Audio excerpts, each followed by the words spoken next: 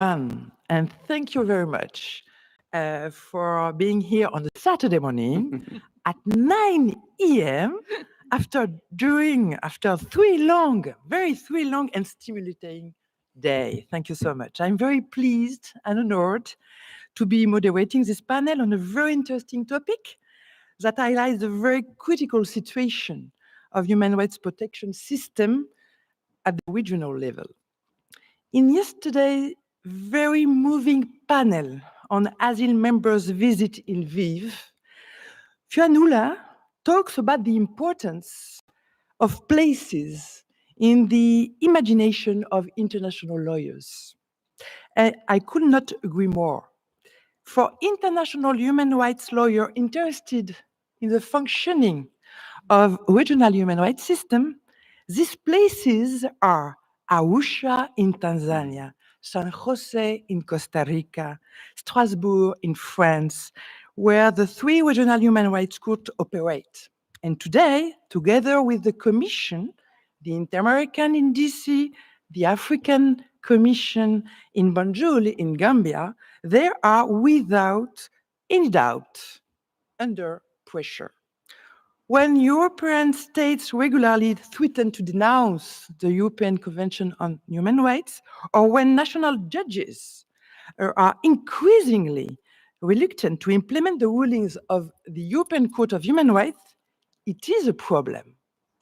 When Venezuela denounced the jurisdiction of the Inter-American Court and its membership of the Organization of American States, as well as Nicaragua, it is also a problem.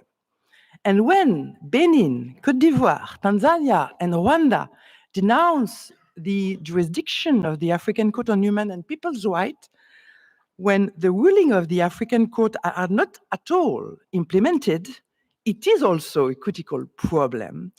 And it is important so today to reflect on the pressure these courts face. So in this context, we need to understand how the courts deal with its adverse political context. With this in mind, I'm very delighted to introduce you to three eminent scholars, one of whom is a specialist of each system. In alphabetic order, they are with us today. Álvaro Pol is associate professor at the Pontificia Universidad Católica de Chile. He has written extensively in the Inter-American human rights system, since this is doctoral PhD concerning the evidence before the Inter-American Court.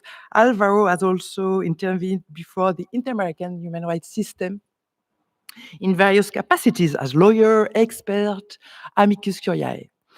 Sungurua Undumbana, who is in Nigeria today, but thanks to the modern technology we have all come to know since the pandemic, he will be able to share his thought with us. Zungurua, as a professor of international law at the Human Rights Institute of Nigeria, is a well-known figure on the African continent for his impressive work, including the African human rights system, economic, social, and cultural rights, and more broadly, the interpretation of rights. Last but not least, Ghana Yudiska is currently vice chair of the UN Working Group on Arbitrary Detention and a partner at the law firm Equity Law. She was a judge and president of the section of the European Court between 2010 and 2022. So, as a former insider, if I may so, Ghana is an important European voice. So, our panel methodology is as follows today. I will pose four main questions to our panelists, and each of them will have about 5 minutes. I know it's crazy. 5 minutes to present the main points I consider important. It will be interesting because the same question will give a specific answer, maybe equivalent or not, considering each human rights system, which will allow for interesting cross references. So I hope we will have maybe 5 minutes at the end of our panel for very, very quick questions and quick answers. So let's begin with the first question. And I will ask to Alvaro and after Nsungurua and Ghana. First question: what is the basic landscape of compliance and enforcement in this regional system, in your regional system, Alvaro? How has it performed in the past 10 years compared to the previous 10? Alvaro, you have the floor. Thank you very much, Laurence. And I thank very much the ASIL committee for inviting me. It's an honor to be here. Well, in order to determine the basic landscape of compliance of the reparations of the Inter-American system, I think it is important to remind the audience of the complexity of the reparation system of the Inter-American Court. As you may know, as opposed to the European system of human rights, which mostly or historically would grant only compensation, although nowadays it is broadening its scope of reparations. The Inter-American system, since its very beginning, orders very complex reparations that include compensation, measures of satisfaction, measures of rehabilitation, and guarantees of non-repetition, which end up requiring from states very demanding measures, which includes, well, paying compensation, asking for public apologies, modifying statutes, annulling judgments that may condemn some people, even amending the constitution or educating public officials in the area of human rights. So when it comes to the reparations of the Inter-American system, the sky is the limit, or the imagination is the only limit that the court has. So as you can see, compliance with these different kinds of reparations is going to vary pretty much, or very much, sorry, depending on the kind of reparation that is required. Of course, that asking for public apologies or apologizing publicly and paying compensation are easy reparations to fulfill. And because of that, the level of compliance is, you could say, comparable to the level of compliance of the European system of human rights, which is a pretty good compliance compliance level. Whereas when it comes to other more difficult reparations, such as amending statutes or annulling judgments, the level of compliance is much lower. Of course, it would be impossible to actually fulfill some of those requirements very easily, because they require the agreement of the legislature and many other difficult many other difficult situations within a country, making the public opinion agree with what is being requested by the court. So it is very difficult, and of course you can't expect it to have the same level of compliance as what is the level of compliance of other measures. So how is this level of compliance achieved? Because I would say that because of the nature of the reparations, the level of compliance in the Inter-American system is rather satisfactory. How is this satisfactory in a good sense? Okay, and how is this level of compliance met? It's certainly not because of the pressure of the OAS political system or the pressure of states, because they are not very much into naming and shaming other states in matters of human rights. So I think that compliance, or this good level of compliance, exists only because the Inter-American Court of Human Rights devised a system for monitoring compliance that is very robust, very ingenious, actually, because it's not established explicitly in the in the American Convention on Human Rights. It is a system that was created, let's say, 8 years after the first decision of the court, It gained momentum in 2002, and then in the 10 years after that, it became more settled. It gained its current form in the sense that it includes hearings where the commission, the representatives of the parties, and the states get together and expose what is happening. So it is now a system that is much more sophisticated than what it was originally.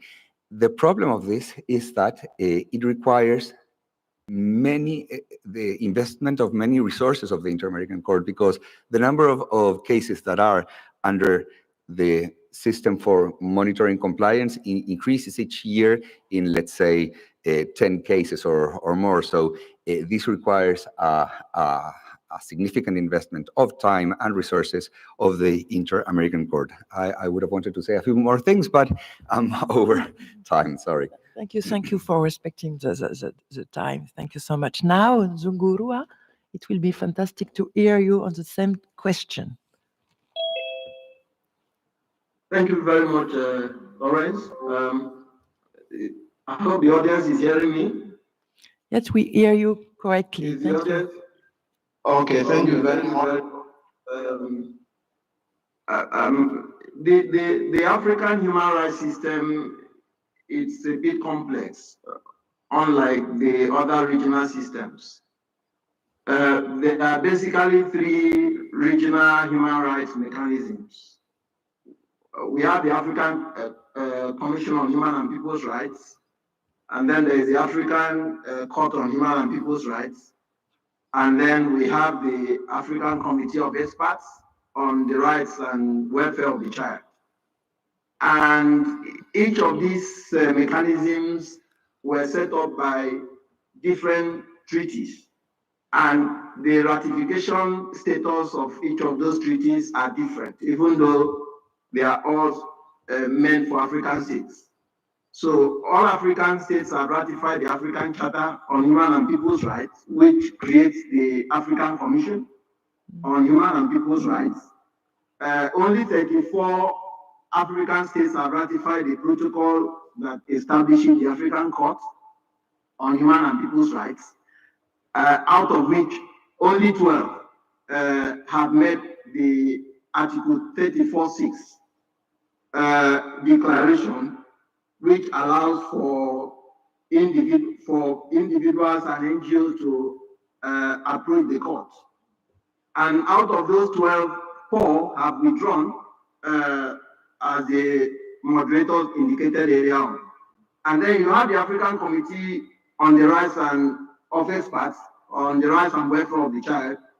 The charter was adopted in 1991, and only 50 African states have ratified. So you have different state parties across different treaties, and there are 3 different treaties establishing 3 different mechanisms. And then you also have some regional mechanisms like the ECOWAS Community Court of Justice, which also interprets some provisions of the African Charter on Human and People's Rights. So this complicates implementation. For example, the African Commission on Human and People's Rights has lots of channels of communication with states, of engagement with states towards implementation of the African Charter. And those include periodic reports, those include the on-site visitation to state parties wherever there are gross violations of human rights that comes to their attention under Article 58 of the African Charter. So there are implementation that occurs between the African Commission and state parties that do not arise from communication. So to that extent, we can conclude that there's some semblance of implementation. There's a reasonable level of engagement between the African Commission on Human and People's Rights and states using the periodic report mechanism and other mechanisms available. But when it comes to complaints, petitions lodged before the Commission, the compliance level has been quite low. over the last 10 years and the previous 10 years, there has not been much positive growth in terms of compliance. A study that was conducted in 2004 indicated that only 14% of African Commission decisions were complied with by state parties. And the current statistics is not more than that. And the situation is even more complex with the African Court on Human and People's Rights. Again, because of the challenges, some peculiar challenges with the court has. A report by the court, the annual activity report to the African Union, which was submitted in 2022, indicated that only Burkina Faso, of the cases that have been brought before the court, only Burkina Faso have fully complied with the decision of the court, with the orders of the court. As of July 2021, only 7% of judgment of the court have been fully complied with, 18% have been partially complied with, and so there are 75% non-compliance with regard to the decisions of the African Court on Human and People's Rights. Thank you. So have stated clearly before the Executive Council that of the African Union that they are not willing to comply. Yes. Zungurua, I need with the African Committee of Experts on the Rights and Welfare of the Child. So in conclusion, yes, the compliance level has been quite low. Thank you so much, and so sorry to pressure you. It was very clear, very clear. Now I give the floor to Ghana for the same question in 5 minutes. I'm sorry for this constraint. Yeah, well, right. Thank you very much for this opportunity to address interesting and painful topic. And in order to understand why it's painful, it's crucial to look back further than 10 years proposed by Laurent, still within 5 minutes. The most appropriate analysis would be would segment this timeline into 3 distinct periods. Before the fall of the Berlin Wall, a subsequent period of euphoria that lasted more or less 10 years, and then a phase marked by a gradual decline that continues today. So during the Iron Curtain era, the European system played a reduced role in the protection of human rights. Not many serious cases would come to Strasbourg at that time, and consequently, it was not at all hard or costly for states to enforce them. So compliance was easy. Then the post-Berlin Wall era demonstrated a wave of optimism as Eastern nations embark on a path towards integrating into the Western democratic framework. It was a time of somehow naive hopes for us, I'm speaking as an Eastern European, that joining the European family will become a straight, a short way to happy democratic future. And we were seeking assistance from the court. So that time the European court had to deal not with minor human rights adjustment, but it had to assist in building a new political system. So the convention system departed significantly from very modest goals established by its founding fathers. And what happened in terms of compliance and enforcement, post-communist states mechanically adjust their legal and constitutional systems without a real understanding by key actors of what real democracy is, what rule of law is, what separation of power means. It was imitated compliance. State have built facade institutions, or sometimes non-compliance where it was not objectively possible to comply for different reasons. And the Council of Europe bodies tolerated in a hope that the fake institutions would gradually turn into real ones. So fake it until you make it. And the court had reacted, yes, by increasing its demands, and it increased its demands equally. So the old democracies were also affected, and you can easily imagine they were not particularly happy with this. And it became especially evident when Europe faced multiple crises in 2010s, primarily terrorism, but also economic crisis, migration crisis, and so on. So that's how the backlash started in the West, materializing in a less compliance. And in the East, disillusionment with liberal democracy grew. fueled with economic challenges, corruption, perceived ineffectiveness of newly established democratic institution, and it also led to a less desire to comply with Strasbourg judgments.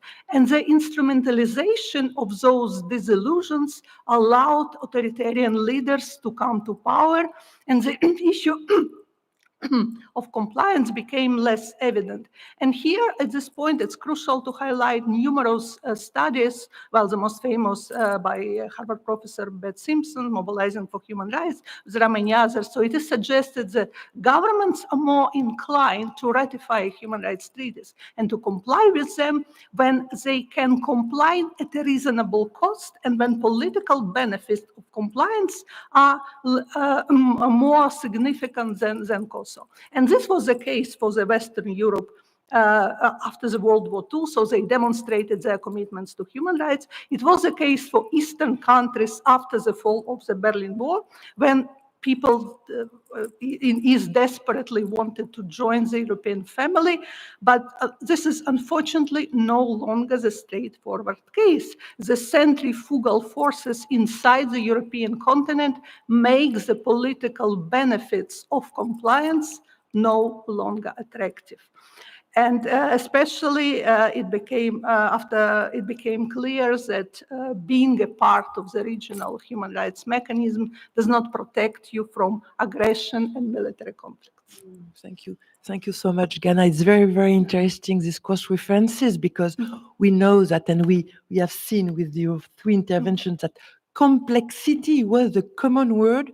Listening to Alvaro and Sungurua, complexity of the overall African human rights system, complexity of the measure of reparation have huge consequences on the implementation level.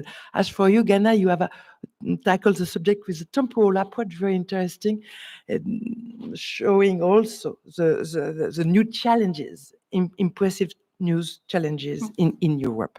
So let's turn to the second question. What is the role of judicial dialogue and other forms of cooperation across regional systems for the visibility, entrenchment, compliance with judgment and views within the system? Alvaro, one more time, you have the floor. Thank you very much. Well, first, we must say that there is actually a dialogue between the three systems. This is not something that is necessarily going to be the case, because the systems are very different. In this dialogue, there are some systems that are more receptive than others, which may be considered a little bit more self-sufficient. You may ask whether that self-sufficiency is adequate or not. I think that it's not necessarily something inadequate, because the funding documents of the three systems and the cultural milieus in which they apply are very different. Just to give one example, Article 3 of the protocol that created the African Court of Human Rights provides that the African Court may apply not only the African Charter of Human Rights, but any other human rights treaty that may be relevant. And of course, that gives some kind of the widest jurisdiction possible of the three systems. And of course, that cannot be compared with the European system of human rights, where the court is very much into restraining itself to apply only the European Convention on Human Rights. So sometimes the lack of dialogue isn't necessarily something bad. Nevertheless, the dialogue exists, and actually, dialogue has helped overcoming some challenges of the system. Even the European system of human rights, which could be called perhaps the least receptive system, benefited from judicial dialogue. When the Berlin Wall fell, and perhaps even a little bit before that, the European system of human rights started facing very gross human rights violations, like enforced disappearances or extrajudicial executions, and that was very different to what was the case beforehand. And when the when the European system of human rights was faced with evidentiary issues regarding enforced disappearances, it took into account what the Inter-American system had done on the matter. And well, the Inter-American system was very creative when finding ways of proving enforced disappearances, which is something very difficult to prove, of course. But the Inter-American system was very creative, and the European system of human rights, which at some point started facing similar challenges to those of the Inter-American system, adopted those approaches. So judicial dialogue is very important, and it helps facing different challenges. As I said, the Inter-American system of human rights is receptive also of the European system of human rights, not that much of what happens in the African system. However, it is starting to adopt or take more into account what's happening in the African system, perhaps because nowadays there are more explicit ways of cooperation, and there are gatherings of representatives of the three systems that may produce or enrich the dialogue between the three courts. Thank you very much. Thank you, Alvaro. Now I give the floor to Tsungurua for the same question about. Thank you very much. Dialogue is at the heart of the African human rights system. And we could look at judicial dialogue in different levels between the African system and the other continental systems, and then dialogue within the African continent itself. The African Human Rights Court and the African Commission have been in regular consultation and dialogue with other the Inter-American system and the European system. As a matter of fact, those other systems have been quite critical in providing technical support to the African human rights system, both in terms of training for the judges and the legal officers of the commission, as well as the courts. So dialogue has been ongoing over the years, and it is still a process that is currently going. In 2023, the African and the Inter-American Commission had a dialogue in April of 2023 to look at some of the technical and critical issues that could be of assistance to the African system. And so there are regular dialogues going on between the African system and the other. But within Africa itself, the African Court and the African Commission have been engaged in regular dialogue, because the court is, by the protocol of 1998, the court complements the protective mandate of the commission. So it's been critical that both institutions should work together to complement each other. And that dialogue, for example, led to the common rules of procedure that was adopted in 2020. And then the African Court on Human and People, African Court has also been engaged in judicial dialogue with even national institutions. They have heard about 5 different judicial dialogue with national judicial institutions. The last one was sometime last year, I think in December, in Nigeria, to try and enlighten the national judicial institutions on the jurisprudence of the African Court and how those jurisprudence could be infused into national courts for better understanding of the regional human rights context. And there are also dialogues that are going on between the Commission and the committee. So judicial dialogue is very critical. And also at the African Union level, there are interministerial collaboration between the human rights mechanisms and the African Union organs. For example, the Executive Council, the Pan-African Parliament, which is located in South Africa, has been engaged in aspects of the work of the mechanism for the purpose of advocacy and helping the various national institutions to understand the work of the regional mechanisms. So there are ongoing dialogues that are going on, and they are critical to the effective implementation of regional human rights systems. Thank you so much to have highlighted the institutional dialogue between the different bodies within the Inter-American, within the African human rights system.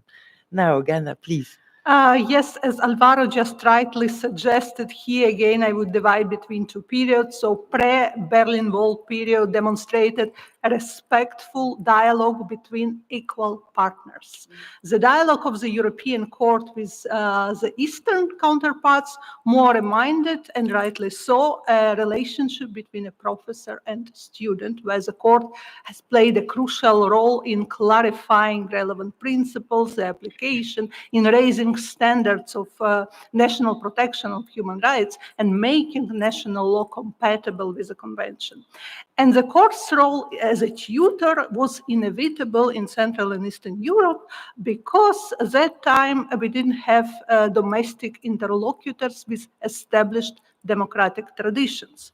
However, the more the court became activist, the more criticism it faced, including from the national judicial authorities. And speaking about the role of judicial dialogue, I will mention briefly two examples, the United Kingdom and Russia. So the United Kingdom engaged into an intense public criticism and backlash against the convention system following the famous Hearst case on prisoners voting, where the court said basically that complete inability for prisoners to vote in elections violates the convention.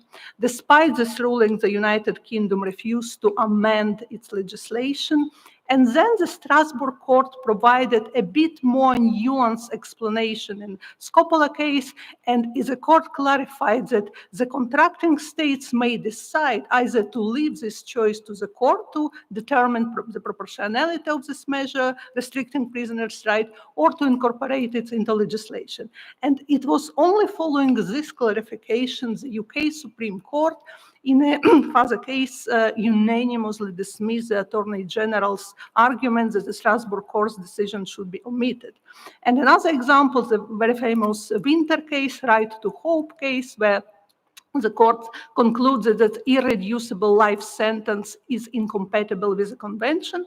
And following this judgment, the UK Court of Appeal in the next case clarified the provisions of their legislation, which apparently were not so clear for the court examining Winter. And when the next case came to the court referred, the Strasbourg court referred to the Court of Appeal of the United Kingdom, saying, well, finally now we have clarification, and yes, the system is compatible with the convention. So the parties were satisfied with each other, and the United Kingdom remained in the convention system despite all the tensions you might observe. Now, Russia is the opposite example because following some sensitive judgments, a bill was adopted in the Russian parliament granting the Constitutional Court a power to declare the European Court's judgment non-enforceable if it allegedly violates Russian public order. So no dialogue, and the result you see. So the judicial dialogue is a crucial mechanism for navigating challenges. If there is a desire to hear each other, so such a dialogue not only enhances compliance, but it also contributes to a broader penetration of human rights principles across different systems. Yeah? And like in any relationship, if dialogue fails, if it demonstrates lack of respect, a deep dissatisfaction with one another ultimately might lead to a divorce. But we, the Council of Europe, wants its marriages with all member states to be strong and happy, and its support with different means. For example, the subsidiarity principle, which is now put in the preamble of Protocol 15 to the Convention, and a couple of years ago, Protocol 16 entered into force, a new tool to enable a higher court from a member state to ask a question in a form of advisory opinion from the Strasbourg court for an important case pending before the national court. So any advisory opinion given by a court is non-binding, but still the intention is to facilitate dialogue and enable the dialogue to take place while the issue is still pending at the national level.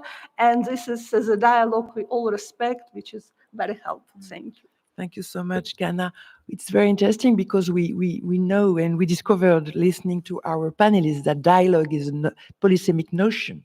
We have faced the institutional dialogue between different bodies, as Zungurua has highlighted, and Alvaro and Ghana in different ways has highlighted also the judicial dialogue between the regional courts and the domestic court, which is indeed very, very critical. So now, let's turn to the third question, the L questions. I will explain. What are the general perception within academia, diplomacy, civil society of the legitimacy, the L question, legitimacy of this system? It is a big question, I consider. Legitimacy of regional court, of international court in general, is a key question. So, Alvaro. Thank you very much. Well, we cannot speak about the perceptions of legitimacy in society as a whole, of course, and you correctly, therefore, divided this into different sections of society, but not even in those sections, you can talk about a unique perspective. Even in country, there are different perceptions within different countries depending on the legal traditions and the cultural perceptions of how the system works. I'm just going to give an example. In Colombia, for instance, society and academia is very much used to this neo-constitutional approach to the application of law that the Constitutional Court has. So they don't have many problems with the way of acting that the Inter-American Court has, which is also, you could say, somewhat neo-constitutional somehow. Whereas in another country like Chile, which has a very legalistic tradition, it is easier to find in academia some criticisms to the way the Inter-American Court operates. Now, let's go to the different areas that you mentioned. Academia. Well, in academia, you could say that there is a general, more or less general perception of the legitimacy of the system. I see that a problem of this is that this perception is probably tied to the substantive decisions of the court and not that much to the decision-making process of the court. So if the judges or the commissioners change, probably the legitimacy will change in the sense that you get judges or commissioners with different perspective on substantive issues. The sense of legitimacy may change. So that's a problem that may occur. However, there are also some emerging voices that are criticizing a little bit the decision-making process of the court, especially a doctrine called the conventionality control doctrine, which is a very interesting legal concept, and that would be actually could be the object of a full Congress. So I won't go deep into that. Among diplomacy and states, you could say that there aren't many overt challenges to the court when we talk about the collectivity of states. There was in early 2019 some kind of challenge to the court made by 5 states of, you could say, a conservative leaning. They demanded the court to actually engage, you could say, in a more of a dialogue with the European system because they claimed for the application of the principle of subsidiarity, a little bit more margin of appreciation to states. They asked the court to take into consideration the capacities of states when ordering reparations and so on. But that criticism didn't have many effects on the system. Prior to that, there was in early 2011 a criticism called, ironically, the strengthening of the Inter-American system of human rights, which was considered by most part of academia not actually a strengthening criticism, but a criticism that wanted the Commission to have less power. This criticism was made by states of the opposite political leaning, you could say, of those that made criticism in 2019, because it was made by Nicaragua, Venezuela, Ecuador, and Brazil. This kind of challenge to the court did have some effects in procedural modifications of the way the Inter-American Commission performs. Then There are some challenges to the system, but not in a collective way, but on an individual way by some states or government officials. For instance, recently, last year actually, or at the beginning of this year, the president of Costa Rica said that he would be in favor of denouncing the American Convention on Human Rights if the Inter-American Court were to oblige states to legalize abortion. Last year, and in an ongoing process, in Peru, there is a commission within Parliament studying the possibility of denouncing the convention. However, we don't know what's going to be the result of these challenges. There are also some slight challenges in civil society, but there's no more time for talking about that. Thank you, Alvaro. Now I give the floor to Gurua about this L question, legitimacy questions. I think within the academia, the question of legitimacy is strong between the academia and the regional mechanisms. And that goes back to the issue of dialogue. The regional mechanisms have been engaging the academia in conferences, in workshops. The working group of the African Commission has engaged the academia in a number of its activities. And then the academia has also infused quite lots of the jurisprudence of the African human rights system. The Ogoni case decided by the African Commission, for example, the Nubia community case decided by the African Court on Human and People's Rights. A lot have been written on these cases, and also the regional human rights system is increasingly become a course content within the academic system in many African countries. So there's a strong case to be made for legitimacy of the African human rights system from the academia. The problem is with states. And even with states, we should look at the question of legitimacy from two perspectives, legal legitimacy and factual legitimacy. The African human rights system has some legal legitimacy to the extent that majority of African states have ratified the relevant instruments, except for the protocol to the African Court. All African states are parties to the African Charter on Human and People's Rights. 50 African states have ratified the African Charter on the Rights and Welfare of the Child. So there is some legitimacy to that extent. The African Union is, consisting of member states, is the one funding these regional institutions, and they receive annual reports of the activities and approve them for publication. But when it comes to compliance with decisions, as we said earlier on, that raises legitimacy question because the compliance level is quite low, and if low compliance raises legitimacy questions, it contradicts the members' commitment to ensure an effective judicial human rights protection system for their people's benefit.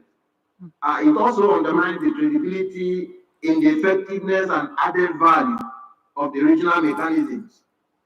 Now, from the point of view of complaints, states hardly access these mechanisms, so that also raises legitimacy questions. There's the provision for state complaint before the African Commission as well as the African Court. The states hardly lodge complaints before these institutions. Much of the complaints mechanisms have been driven by civil society organizations, that is, the non-governmental organizations and individuals. So to the extent that state hardly engages the mechanisms, to that extent the legitimacy question is a bit low. But when it comes to civil society, the legitimacy question is high because really it's the civil society that drives the regional systems. Whether there are several observer status with the African Commission on Human and People's Rights, and they are mostly those NGOs with observer status that engages the commission. The same goes with the African Court on Human and People's Rights. Majority of the cases that have been lodged before the court have been lodged by the non-governmental organizations. So civil society have been robustly engage with the regional mechanisms, at least to keep them afloat.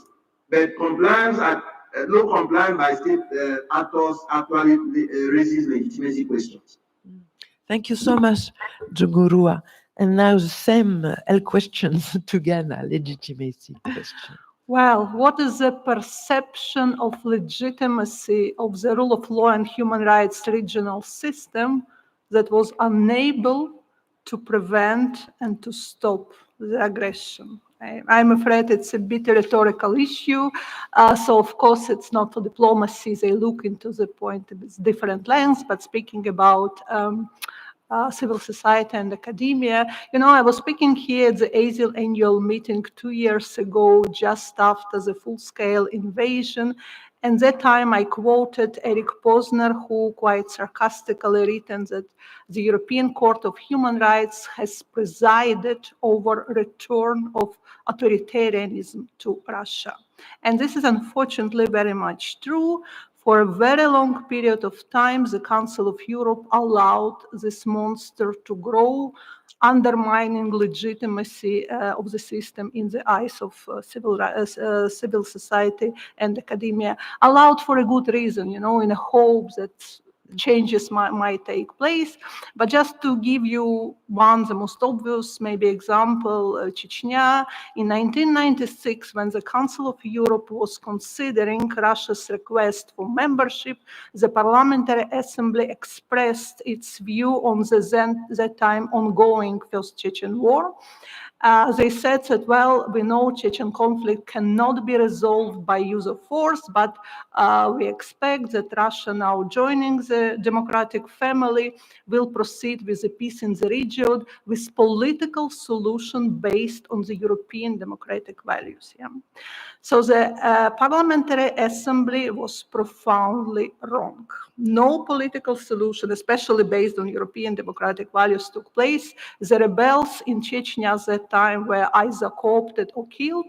The first complaints reached Strasbourg in 1999, and by the time the court delivered its first judgment in 2006, Chechnya was already run by a maniac Ramzan Kadyrov, who has been given a free hand by Moscow to run Chechnya more or less as his personal kingdom, as long as he kept so-called order, which is very different to what we believe to be a rule of law. And the Council of Europe not just was completely ineffective in stopping the violence, but it allowed institutionalization of this violence, and for decades observed that a part of its member state lived in a complete lawlessness, jungle law. And it was the first but very significant disappointment for the civil society and for academia. And then the major stakeholders ignored non-enforcement of the crucial for democracy and rule of law judgments by the European Court by some member states. Yeah? And the populistic rhetoric that, European word is not the law in our country, be it Russia or Turkey or some other states, was easily swallowed for decades. So can such a system be considered and viewed as legitimate? And there is a concern that turned today into a strong perception that powerful states may increasingly ignore international law, while less powerful ones remain constrained by it, especially if they depend on support from stronger states. And that's how the legitimacy of the system is challenged, and that's where we find ourselves today. Thank you so much, Ghana.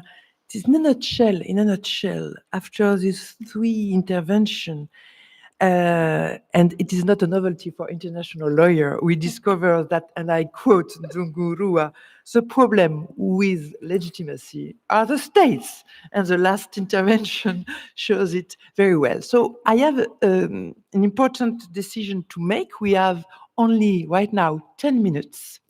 I think it will be very much interesting for all of us and for the audience to take some questions and to have a Q&A session. And maybe in this question and answer, we will face maybe the question of challenges. So please introduce yourself.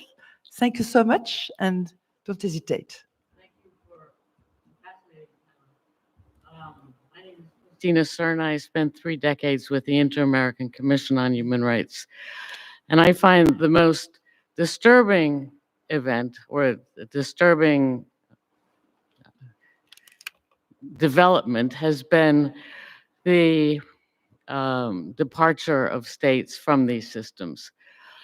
Is there anything you think could have or should have been done differently? And what is it? To have kept these states within the system on the premise that, of course, universality is the goal. We want all of the states to be in the system, et cetera. Thank you. Thank you so much, Christina. It's very nice to hear you. Hi, I'm Kenny Yoshida from Hokkaido University, Japan. I've just moved to China this month, and thank you very much for this very important panel. I've been working, I'm in civil law, but I'm working on the indigenous people's law as one of my research projects. And I've been working on regional implementation across the globe compared to the situation in Japan. And I think the Alvaro mentions creativity, but I also think that there's progressiveness in the inter-American court compared to domestic court, and the same thing can be said about African system. And because I'm saying this, because the regional implementation system in East Asia or Southeast Asia is missing, as Jim Anaya mentioned in his casebook. And so there's a disparity between the Japanese domestic court or Japanese governmental position and the world standard. Japan has taken the kind of disingenuous position with regard to UNDRIP, even though it signed UNDRIP, but on the other hand, it turned their back on the very important principles such as reparations. Japanese government reject reparations and reject the right of self-determination or reject the collective idea of property notion. So, to say this, in the case of southeastern cases, for example, in the Philippines, the indigenous peoples face very serious problems adjacent to mining problem, and there's eviction, displacement all over regarding this. So I think there's a legitimacy with regard to indigenous people. And until 21st centuries, the domestic court has been overwhelmed by the Westphalian nation state-based notion. So in that sense, the indigenous peoples, generally speaking, across the globe, are oppressed, neglected by the domestic court. And so there should be the need for the regional implementation system. And I just started to talk to the leader of the, okay, I'm going to end. Leader of the National Human Rights Commission in Korea to establish the regional implementation system in East Asia as well. So I'd like to listen to some of your comments, advice, and or responses to my question. Thank you. Okay, thank you, dear colleague. Good morning. My name is Maria Alba. I'm an LLM student at George Washington University. My question is principal for Alvaro and Ghana. One of the main challenges the Inter-American Commission and the American system is the procedural delay. Do you consider that at any point eliminating the Inter-American Commission of Human Rights as the European system did will help to improve this issue? That is my question for you. Thank you. Thank you so much. So maybe we will have a kind of a tour, and you can answer the question you want to answer. Okay, Alvaro? You want to go there, yeah. Well, thank you very much for the questions. I see that we have only 4 minutes and a half, so I don't know if we would be able to answer all the questions. But well, to the questions of Cristina Sedna, I think that there are two kinds of states. The states that simply don't have a good attitude towards human rights, as, I don't know, Venezuela. And it is, which was one of the countries that denounced the convention. And in those sort of cases, there's no real way of keeping them inside the system, and unless the system is somehow lenient towards human rights violations, which is a big problem. There are other countries, on the other hand, that do have a true concern for human rights. However, they have a different conception of human rights to those of the court. What do I mean by this? Human rights are supposed to be a universal reality in which we should all agree. So the Universal Declaration of Human Rights and the American Convention on Human Rights tried to establish some minimum standards.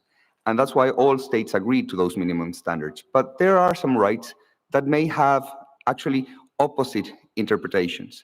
And a way of retaining states of goodwill, but which have a different interpretation of human rights, would be to grant them somehow a margin of appreciation, so that they can live human rights according to their reality. I mean, giving a well-known example of Europe, the principle of laïcité in France is absolutely different to the principle of an established religion of the UK and Denmark. But nevertheless, those two absolute different realities fulfill with the right to freedom of religion.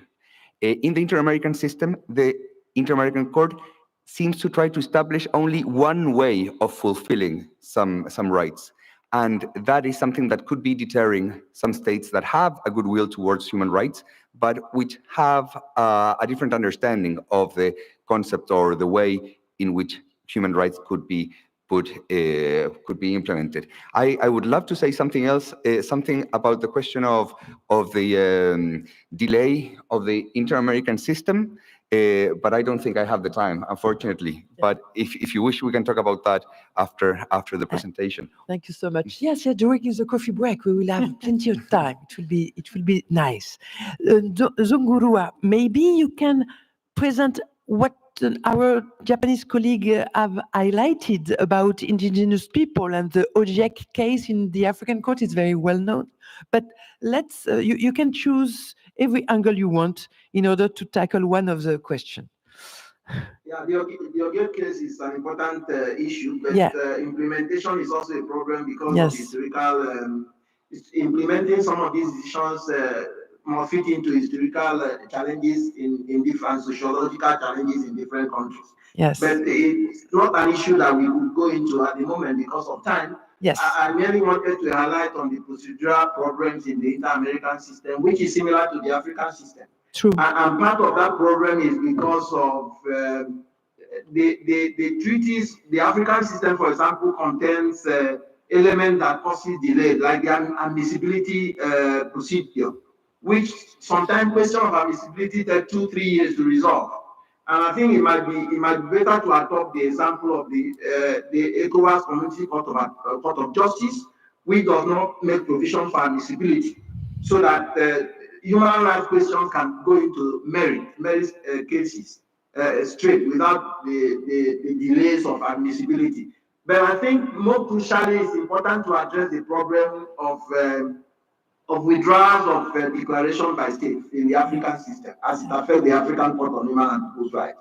Currently, there are only 8 states remaining that have made the Article 34.6 declaration out of over 30 states that are ratified. And that means that the African Court is grossly underutilized at the present. So something needs to be done, and I think there is need for advocacy by civil society to get states to probably adopt a supplementary protocol to remove Article 34.6 from the protocol. to allow individuals and NGO to have direct access to the court. Yes. That would enhance the effectiveness of the African court and also enhance the legitimacy of the court. I think I'll leave it at this point. Thank you so much. Thank you so much, because we need to hear Ghana. Well, thank you. Christina, thank you so much for your questions. This is the issue we discussed for years. What we are doing with the states who go clearly into an authoritarian path, do we still keep them into the system, hoping for a dialogue, and at the same time giving a possibility to people to keep this chance to complain and to get their judgment, and then maybe it will be enforced if it's not very sensitive, or we should just expel them. And yes, Alvaro, you said it's always room for margin of appreciation, but when it comes to clear values of the organization, and that I believe is exactly what Christina meant, and now with the experience we faced, I'm afraid we came to a conclusion that keeping some states with clear authoritarian regimes within the club of democracies and allowing them what we call a la carte approach to the organization values undermines, on the one hand, the authority of the organization itself, and on the other hand, does not bring anything good to the people of this country, does not bring democracy, does not protect anything in the state. So unfortunately, today, I think we a little bit changed our approach to this question. And speaking about procedural about actually long delay in examination of cases, yes, it's also a crucial problem. And unfortunately, in the court, we realize that, well, yes, we have a huge backlog and we have to deal with all cases, but cases that reflect the major issues for the state concern should be taken the first. We introduced this rule only in some 2015, 2016, a little bit too late. Thank you so much for these last words. The time is now completely finished. I think we need to applaud very, very strongly, a round of applause, our fantastic panelists. Thank you one more time for your presence Saturday morning. It has been very important for all of us to have your support today, this morning. Thank you so much, and let's continue our discussion during the coffee break. For the CLE, the code is sheep.